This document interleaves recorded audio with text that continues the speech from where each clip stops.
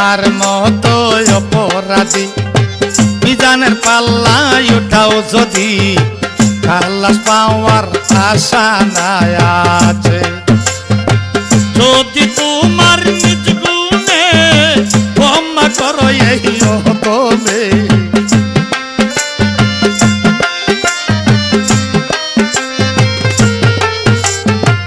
যদি তোমার নিজ গুণে ক্ষমা করো এই তবে ক্ষমা পাবো আমি মাওলাজির কাছে।